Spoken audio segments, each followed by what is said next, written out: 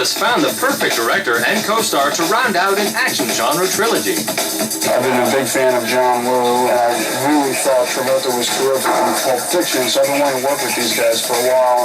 The experience was everything Nicholas had hoped for. Face Off was a joy to work on. I mean, it was a very playful experience. John Travolta is somebody that really captures the spirit of acting in the funnest sense. We just had a good time working together. And as he promised, Nicholas totally changed course again in his next film, City of Angels. He played an angel who falls in love with a human woman played by Meg Ryan. Researching the part proved to be a challenge. I had to read books. I couldn't really prepare the way I would normally like to. You can't call an angel up, and say, what's it like? One of the things that I came across was that by some definition, all angels are terrifying, which I thought was interesting. Normally we see the angel played as this sort of singing, golden light character, and I thought that this would be a chance to play as something a little more eerie, give it some complexity. And director Brad Silberling found that Nick had the unique qualities to make the character Seth come to life.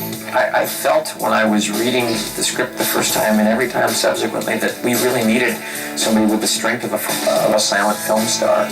So much of the Seth character that we meet is without words. I'd always admired Nick's work, but I sat down with him.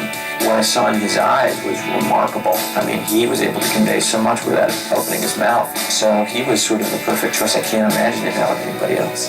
The movie was a hit, but always restless for something new. That same year, Nicholas tried his hand as a shady police detective in Brian De Palma's Snake Eyes. With City of Angels, I was more reserved. So by the time I got to Snake Eyes, I was excited to go. I wanted to get out of my, tight jacket and just explode. The background is that it's fight night, and there is an undeniable energy in a boxing match that's in the air, and so I wanted to really get that across in the first 20 minutes. Lock the door!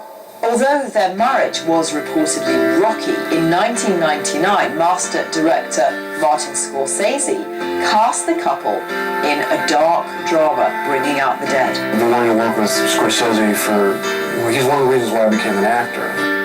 Nicholas recognizes that there is a setback to having appeared in so many action pictures. The only thing I'm trying to look at is that people do not get confused by it. That this is Bringing Out the Dead, and there's Nick, and he looks like a paramedic. It must be an action film about ambulances.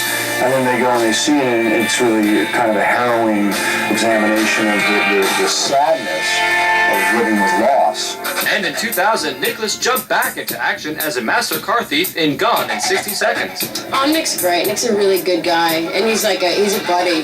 We get the giggles all the time, and he's just fun. Working on such material requires highly specialized training. I like to drive. I like to drive fast. I like to have an opportunity to do something that I sincerely enjoy, and to do it in a way where I'm getting paid for it is even better. I just wanted to make sure I didn't destroy any of the cameras that were mounted on the car. There were like $500,000 or $400,000 cameras, and if I'd taken one of those out, that would have been pretty humiliating.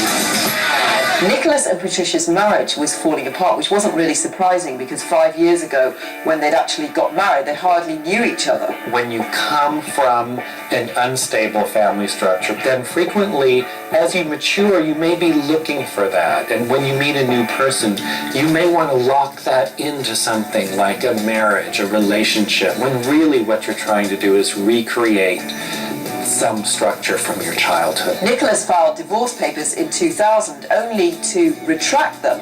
He then filed again a few months later, and the couple were finally divorced in May 2001.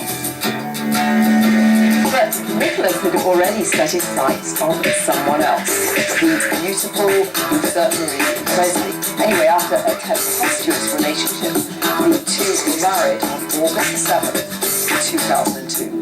Rumour has it that Lisa Marie was none too pleased that her husband was spending so much time with his son, being actually a devoted dad. Rumour also has it that he wasn't pleased that she persuaded him to sell some of his prized vintage cars and his precious comic book collection, even though that netted $1.5 million. The two split up 174 days after their wedding date. In the meantime, the 2002 John Woo period piece Wind Talkers opened with much fanfare. The film told the story of an army sergeant ordered to protect a Navajo code talker. All right, reel and act. I have nothing but incredible respect for Indian culture and the Navajos and what they did in the war. That people know about this is important to me.